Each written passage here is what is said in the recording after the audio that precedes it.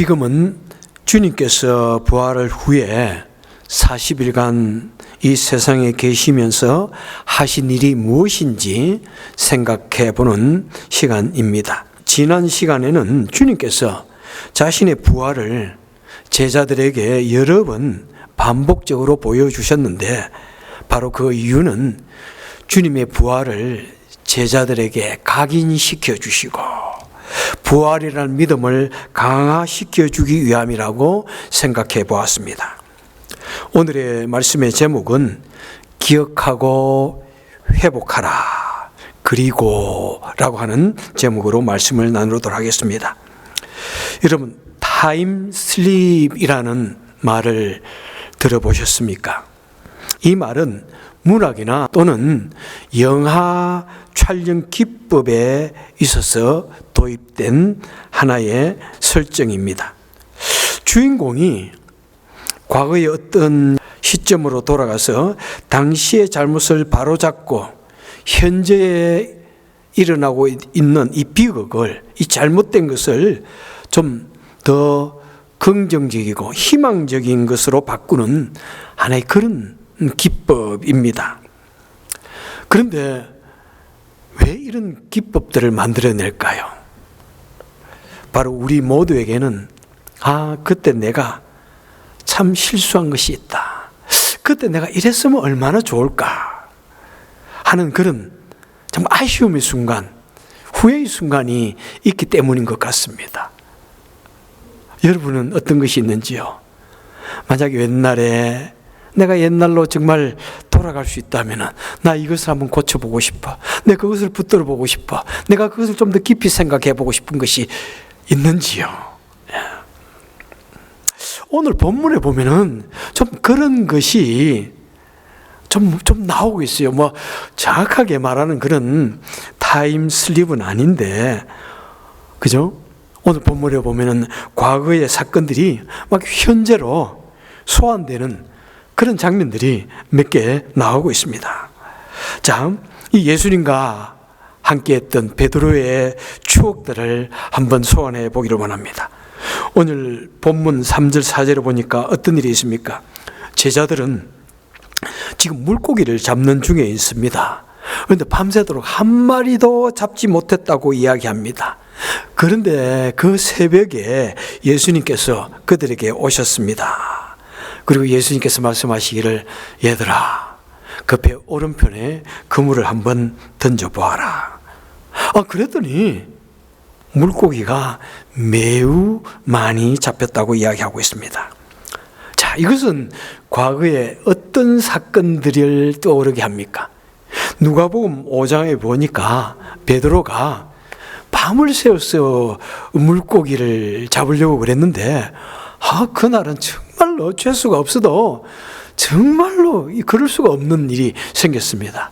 단 한 마리를 잡지 못했습니다. 정말 한 마리 잡지 못하는 것이 기적일 정도로 잡지 못했습니다.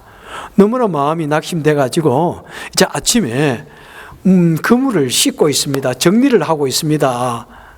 그런데 그때 예수님은 또 아침 새벽에 일어나셨는가 봐요. 그리고 수많은 무리들이 예수님께 막 새벽에 다가옵니다. 그러니까 예수님께서 그들에게 하나님의 나라에 대한 말씀을 전하고 있습니다. 그런데 사람들이 막 예수님께 다가오고 있어요. 그때는 지금처럼 이런 구분이 되어 있지 않으니까 그냥 사람들이 모이면 그것이 곧 설교 자리가 되고 강대상이 되는 거예요. 그런데 사람들이 어떻게 하든지 예수님께 가까이 와서 들으려고, 또 예수님을 통해서 은혜를, 또 기적을 경험하고 싶어서 예수님께 다가옵니다. 그러니까 예수님께서 자꾸 뒤로 가다 보니까 바닷가까지 오신 거예요. 더 이상 물러갈 곳이 없게 물가에 몰렸습니다. 그런데 그때 베드로가 배를 세워놓고 이 그물을 청소하고 있으니까 그냥 베드로의 배 위에 예수님께서 올라가신 거예요. 허락도 안 받고. 그리고 그 배를 약간 물에서 떼어놓으니까 사람들이 이제 올 수도 없습니다. 그러니까 예수님께서 그 베드로의 배를 강대 삼아가지고 거기에서 하나님의 말씀을 전합니다. 너무나 멋있지 않아요? 너무나 멋있는 것 같아요. 참 서정적인 그 모습. 그리고 예수님께서는 남의 배를 잠깐 빌려 썼으니까 뭔가 좀 보답을 해주고 싶었던 것 같습니다. 그래서 예수님께서 베드로에게 베드로야 저 깊은 저곳에 그물을 한번 던져보아라 그랬습니다. 그래서 베드로가 무엇이라고 말합니까? 예수님 내 밤새도록 허탕 쳤는데 그런데 예수님 말씀에 의지하여 그 말씀대로 내가 하겠습니다 하고 그물을 내렸는데 물고기가 밤새도록 그곳에 다 모여 있었던가 봐요. 그냥 물고기가 너무 많이 잡힌 거예요. 찢어질 정도로 잡혔다. 그래서 주위에 있는 친구들을 불러가지고 같이 그물을 끌어올렸다고 이야기하고 있습니다. 만약 그런 지경이 되면은 여러분이 베드로라면은 어떻게 하겠습니까? 예수님, 그 찬스, 예, 그 포션, 예, 예수님 우리 집에 좀 계세요. 그리고 한 번씩 어디에 그물을 내려야 될지 그거 한 번씩만 알려주세요. 여러분 우리가 보통 사람은 그렇게 말하지 않겠습니까? 그죠? 그런데 베드로가 무엇이라고 그럽니까? 예수님 나를 떠나십시오. 그냥 가세요. 나는 죄인입니다. 이렇게 말합니다. 무슨 뜬금없어. 그죠? 요즘 한국 젊은이들이 많이 하는 말, 뭐라는 거야? 영어로 what the heck 이런 말 써도 되나요? 정말 앞뒤가 안 맞는 선문답 하는 것도 아니고, 아니 물고기를 많이 잡게 해줬으면 적어도 고맙다는 말을 해야 되는데, 가세요. 예수님 안 되겠어요. 왜 그랬을까요? 베드로는 지금 그 예수님께서 검은 바닷속을 꿰뚫어 보시고 그 검은 바닷속에 어디에 물고기들이 많이 있는지를 꿰뚫어 보시는 그 예수님의 형형한 그 눈빛이 자신의 마음속을 꿰뚫어 보는 것 같습니다. 그래서 자신의 마음속에 있는 그 추악한 죄악을 다 들여다보는 것 같았습니다. 그래서 베드로는 너무나 두려웠습니다. 그래서 예수님, 나 같은 죄인은 예수님하고 같이 한 배를 타고 갈 수 있는 사람이 못 됩니다. 나는 너무나 추악한 죄인입니다. 주님, 그냥 편하게 가십시오. 나 편하게 살게 그냥 두십시오. 마음 편하게 해 주십시오. 이렇게 지금 말하고 있는 것입니다. 그랬더니 예수님께서는 두려워하지 말라, 걱정하지 말라. 내가 너로 이제부터는 사람을 낚는 어부가 되게 해 주겠다. 바로 베드로와 예수님의 그 첫 만남의 추억, the moment of the first encounter. 예수님과의 첫 만남의 추억을 떠올리게 하고 있습니다. 자, 그리고 또 한번 보겠습니다. 본문 11절에 보니까 제자들은 예수님의 말씀대로 오른편에 그물을 던졌더니 너무나 많은 물고기가 잡혔습니다. 그리고 무엇을 하고 있습니까? 지금 물고기를 세어보고 있습니다. 앉았어. 한 마리, 두 마리, 세 마리. 무슨 또 이게 왜 그럴까요, 여러분? 왜 물고기를 세고 있을까요? 뭐 예수님의 능력이 도대체 어느 정도 되냐? 그거 한번 계산을 하고 있는 걸까요? 그 마음이 왜 그럴까요? 그것은 그 제자들이 이전에 예수님께서 물고기를 많이 잡게 해 주었는데 항상 마음이 좀 아쉬웠던 것 같아. 그때 우리가 몇 마리 잡았지? 많이 잡았어요. 아니, 몇 마리나 잡았지? 그런 아쉬움이 있었던 것 같아. 그래서 이번에는 좀 그때 물고기 잡았던 그 시절을 떠올리면서 이번에는 좀 우리가 세어보자. 정확하게 몇 마리인지, 그리고 그것까지 생각했는지 모르지만은 기록에 남길 수 있으면은 기록에 남겨보자. 세어보니까 153마리요. 전에도 말씀을 드렸지만은 우리 한국 분들은 이 153이라는 숫자를 수십 번도 더 봤어요. 학교 다닐 때. 무엇을 보면서? 이 모나미 볼펜을 보면서. 모나미 볼펜 이름이 153이에요. 여러분 모르시죠? 모르는 분도 계시겠지만 저도 뭐 그때는 몰랐지만은 이렇게 하다 보니까 알았어요. 그 모나미를 만든 그 사장님이 옛날에 큰 실패를 경험하고, 그래, 나 이제 예수님과 같이 더불어 살면서 이제 나도 그물이 찢어지듯이 나도 그렇게 사업이 잘 되어가지고 온 153개국에 이 볼펜을 수출하고 내가 하나님의 일을 할래. 그래가지고 153이라는 숫자를 여러분 우리 다 공부하면서 뭐 10개, 20개 이상 볼펜을 썼을 거예요. 그래서 그 추억은 무엇입니까? 예수님과 함께 하였던 고기잡이의 추억, The memory of fishing with Jesus. 그 다음에 세 번째는 보니까 15절부터 17절 쭉 보니까 조반을 먹은 후에 예수님께서 베드로에게 요한의 아들 시몬아 내가 나를 사랑하느냐 물으십니다. 한 번 물어도 지금 베드로의 마음은 뜨끔한 것이 있습니다. 그런데 두 번을 물어요. 그런데 세 번을 묻습니다. 이 말은 무엇입니까? 예수님이 매우 의도적으로 베드로에게 말없이 말하고자 하는 뭔가 숨은 뜻이 있다는 것입니다. 베드로는 단번에 그것을 알아챕니다. 아무리 베드로가 정규적인 학업을 받지 않은 사람이라고 할지라도 그렇게 머리가 둔한 사람은 아닙니다. 물고 닭 우는 소리에도 깨달을 정도로 그런 사람입니다. 그런데 예수님이 세 번을 물어보니까 그냥 가슴이 정말 미안하고 죄송하고 부끄러워 견딜 수 없습니다. 왜 그렇습니까? 바로 일주일 정도 전에 예수님께서 로마 병정들에게 잡히실 때 베드로는 멀찌감치 예수님을 따라갑니다. 그리고 따라가다 보니까 대제사장의 뒷뜰까지 따라갑니다. 그곳에 갔더니 사람들이 모닥불을 피워놓고 쭉 둘러 있습니다. 베드로도 그 사이에 딱 앉아가지고 모른 척하고 지금 상황을 엿보고 있습니다. 그랬더니 그 중에 한 사람이 베드로를 단번에 알아봅니다. 너도 그들 중에 한 사람이라. 근데 요한복음에서는 특별히 그 사람이 누구냐면은 베드로가 그 예수님을 잡는 그 대제사장의 종의 귀를 딱 잘랐는데 그 사람의 친척이야. 원수는 외나무 다리에서 만나가지고 네가 귀를 자를 때 내가 거기 있었다. 뭐 그런 식으로 지금 내가 너 잘 안다. 그러니까 베드로가 아니라고. 다른 성경에서 보면은 저주하면서 예수님을 모른다고 했다고 합니다. 세 번이나 주님을 부인하였습니다.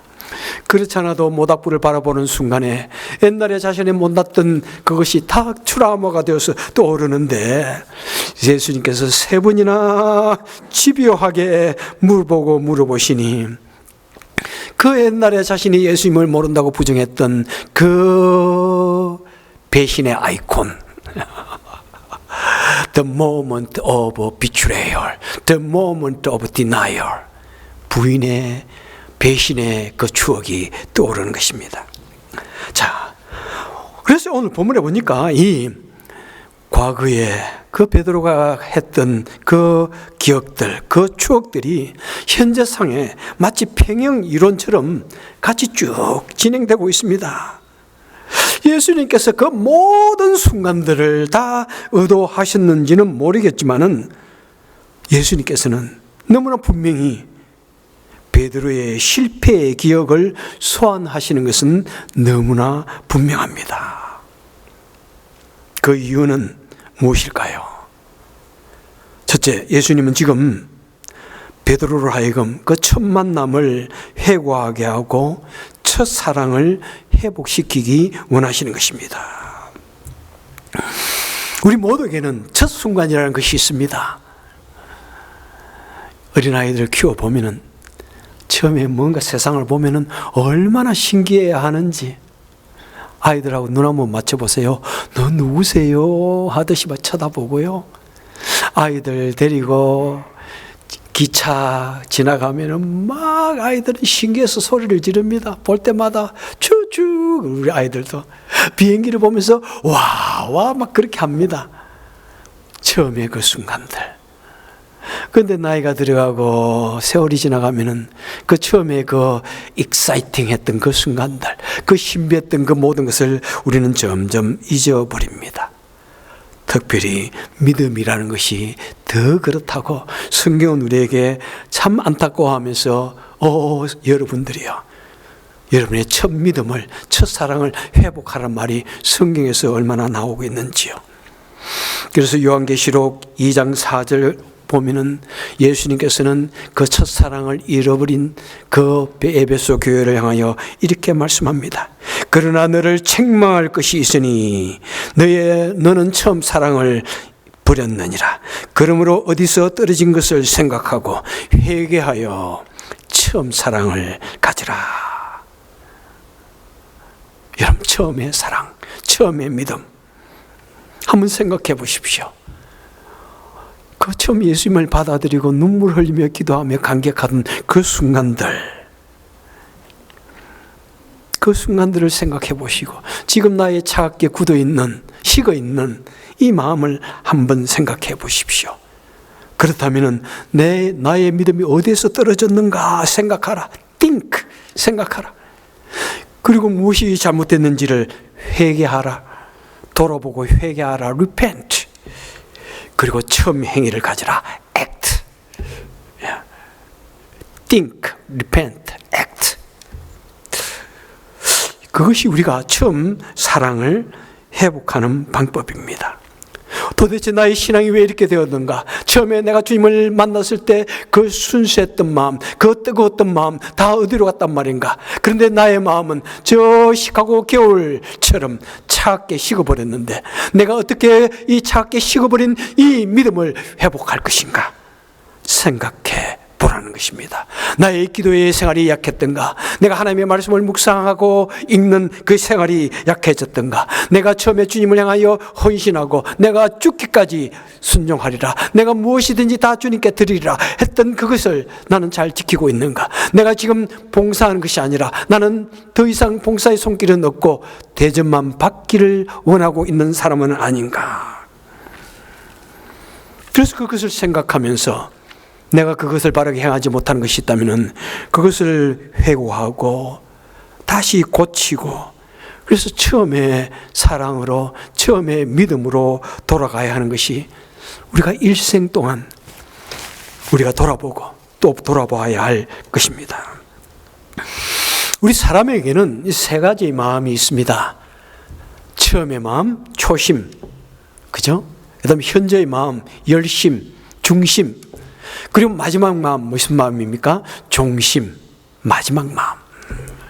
이 세 가지 마음 중에 어떤 것이 가장 중요할까요? 물론 다 중요하죠. 그런데 가장 중요한 것이 초심이라고 이야기합니다. 왜 그렇습니까?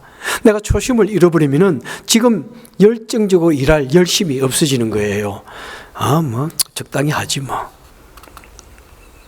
그리고 마지막 마무리를 잘 해야 할 그런 종심의 시간이 왔을 때 내가 초심이 없으면 그 종심도 의미가 없는 거예요. 그냥 적당히 얼렁뚱땅 하려고 하는 거예요. 그래서 현재와 미래의 그 마음을 결정하는 것이 초심입니다. 참 저도 참 초심을 잃지 않도록 무척 예를 쓰지만은 어떤 때는 내가 잃어버린 그 초심을 보면서 하나님, 제발 처음 가졌던 그 뜨거웠던 열심, 그렇게 정말 죽기 아니므로 살기로 기도하고 주님의 사랑을 사모했던 그 마음 그때, 그리고 주님을 처음 만났을 때 그 감격 제발 회복시켜 주옵소서 기도하고 있습니다. 여러분, 우리가 정말 이 초심을 잃지 않으면은 그래도 우리 믿음을 어느 정도 죽는 순간까지 잘 스테디하게 관리할 수가 있는 것 같아요. 여러분, 내가 처음 목사 안수 받던 그 순간, 그리고 우리 미시아나 한인교회 와서 담임 목사로 선사하던 그 순간, 나 잊지 않으려고 무척 노래합니다. 그리고 여러분들께서도 어떤 교회의 직분자가 되어지고 임직을 받고 심지어는 안수를 받던 그 순간들, 그때 얼마나 우리는 떨었습니까? 얼마나 우리는 정말 나는 이런 일을 감당할 수 없어 하며 우리는 조심스러워 했습니까? 그래서 이 초심은 무엇입니까? 감히 나 같은 것이 어찌 하는 이 겸손한 마음, 그리고 그래 나는 한번 제대로 해야지 하는 나는 바르게 해야지 하는 이 진심의 마음, 그리고 내가 열심히 해야지 하는 이 뜨거운 열정. 그죠? 이 세 가지 마음을 잃지 않는 것. 겸손과 진심과 열정을 잊어버리지 않는 것이 초심으로 돌아가는 마음인 것입니다. 여러분 꼭 우리 마음에 결심합시다. 명심합시다. 오늘 저도 한번 굉장히 깊이 한번 명심하려고 그래요. 우리가 초심을 잃으면은 위기가 찾아옵니다. 초심을 잃으면은 자칫 잘못 모든 것을 잃을 수가 있습니다. 그래서 주님께서는 바로 베드로가 제자들이 초심을 되찾기를 바라면서 바로 그렇게 베드로의 마음을 다시 옛날의 과거의 기억들을 회복시키고 또 그를 바르게 세우기를 원하시는 것입니다. 두 번째로 예수님께서는 바로 베드로가 바로 제자들이 과거의 실패를 회복하고 믿음을 회복하기 원하십니다. 여러분 실패라고 하는 이 아픈 기억을 소환하는 것은 참 부끄러운 일이에요. 그죠? 고통스러워요. 그때를 생각하면은 막 정말 깜짝 그래요. 얼마 전에도 제가 아내와 커피를 마시다가 내가 옛날 생각이 나고 소리를 막 질렀어. 그랬더니 너 뭐 잘못했어 이러더라고. 그게 아니야. 옛날에 생각이 나가지고. 저는 종종 소리를 그렇게 지릅니다. 내가 옛날에는 왜 그렇게 바보였을까 하는 생각 참 많이 들어요. 참 고통스럽지만은 내가 그 실패를 깊이 생각하고 그 다음에 진단하고 분석해 보아야 됩니다. 무엇이 잘못되었던가. 그리고 내 자신을 돌아보고 그런 기회를 통해서 내 믿음을 견고히 하는 시간, 나의 신앙을 재무장하는 그런 시간이 참 필요합니다. 여러분 다윗도 참 큰 실수를 했지 않습니까? 부끄러운 실수를 했지 않습니까? 근데 그것을 얼렁뚱땅 넘어가지 않습니다. 자신의 실수를 인정하고 사람들에게 선포하고 심지어는 시까지 남기면서 여러분들이요 절대로 이런 실수하면 안 됩니다.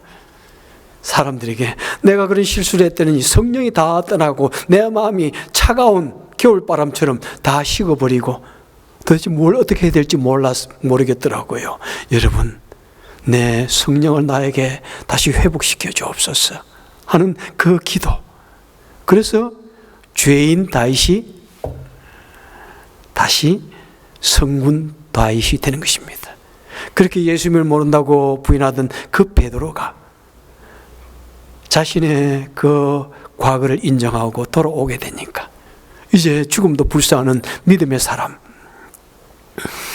예수님께서 십자가에 바르게 달려 돌아갔는데 나는 거꾸로 달려 죽겠다. 거꾸로 십자가를 지고 죽기까지 갈 수 있는 그 믿음의 사람이 되었습니다. 우리 모두에게 있는 이 과거의 아픈 기억들, 아픈 추억들, 바로 그 마음에 새기며 다시 주님 앞에 기도할 때 그것은 과거의 쇠사슬을 끊어버리는 것입니다. 과거의 상처를 다시 회복시켜 주시는 것입니다. 그래서 여러분 우리가 실패가 결코 너무 부끄러운 것으로 끝나면 안 됩니다. 실패를 자책하고 퇴보하기보다 우리 성도는 실패를 내 성장의 디딤돌로 삼아야 됩니다. 그 뜀틀하는 그 청소년들이 다다닥 달려가지고 마지막에 딱 박차고 그 뜀틀을 뛰어넘듯이 우리의 실패를 디딤돌 삼아서 우리에게를 가로막고 있는 그 장애물을 뛰어넘을 수 있어야 됩니다. 자, 그리고 예수님께서는 이제 어떻게 하십니까? 그렇게 그들의 초심을 회복해 하여 주시고 믿음을 회복해 하여 주셔서 제자들에게 이제 새 사명을 주십니다. 예수님은 베드로가 실패했던 똑같은 시간대인 새벽에 똑같은 장소였던 모닥불과 바닷가 앞에서 그리고 똑같은 도구였던 그물과 숯불과 빵과 생선을 통해서 말씀하십니다. 너의 실패는 이제 여기서 끝나라. 이제 내가 너에게 새로운 사명을 주겠다. 그것을 말로만 해주시는 것이 아니라 그죠? 시청각을 통해서 경험을 통해서 입체적으로 보여주십니다. 온몸으로 깨닫게 해 주셨습니다. 그리고 새 사명을 주십니다. 두 분 다시는 이제 실패하지 말아라 하는 그 말씀을 문으로 지금 해 주시는 것입니다. 그래서 주님은 베드로에게 무슨 사명을 주십니까? 이제 목양의 사명을 주십니다. 이제 우리 주님께서 더 이상 이 세상에 계시지 않냐고 떠나십니다. 그래서 이제 누군가가 그 예수님이 하시던 그 목양의 사명을 대신 감당해야 됩니다. 누구가? 사람이, 우리가. 그래서 예수님께서는 베드로에게 예수님이 하셨던 그 목양의 사명을 감당하시라고 목양의 사명을 주시는 것입니다. 이것은 결코 예수님 베드로에게만 주신 것이 아닙니다. 결코 예수님의 제자들에게만 주신 것이 아닙니다. 모든 믿는 자들에게, 성도에게 주신, 우리 하나님께서 우리에게 주신 목양의 사명을 우리에게 위임해 주셨다는 사실입니다. 여러분, 목양의 마음은 무엇일까요? 바로 주님께서 본문에서 말씀하십니다. 내가 나를 사랑하느냐. 여러분, 목양의 마음은 바로 예수님을 사랑하는 마음이 그 기본입니다. 그리고 내가 이 사람들보다, 이 모든 것들보다 나를 더 사랑하느냐. 여러분, 목양해야 하는 마음은 예수님을 사랑하는 근본이요, 그리고 이 세상 누구보다도, 이 세상 그 무엇보다도 주님을 가장 우선적으로 사랑하는 마음이 바로 목양의 마음이고, 바로 예수님을 믿는 사람들에게 주신 마음인 것입니다. 특별히 우리 기독교의 지도자가 되고 하는 것은 무엇입니까? 이 목양의 사명입니다. 그런데 이 우선순위가 바뀌어져서는 안 됩니다. 먼저 우리가 믿음을 회복하고 새롭게 된 후에, 완전히 믿음의 재무장이 이루어진 후에 하나님께서 우리를 세우실 때 우리는 그것을 받아들이고 목양하는 마음으로 이 일을 감당해낼 수가 있는 것입니다. 그런데 세워놓으면 잘하겠지, 내가 세움을 받으면 해내겠지, 우선순위가 바뀌면 항상 문제가 일어날 소지가 많다는 사실입니다.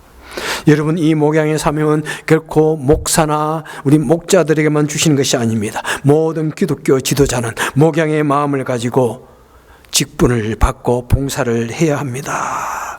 우리 기독교는 사람을 구하는 종교입니다. 사람을 돌보고 사람을 위해서 생명까지 주는 그런 믿음이 필요한 것입니다.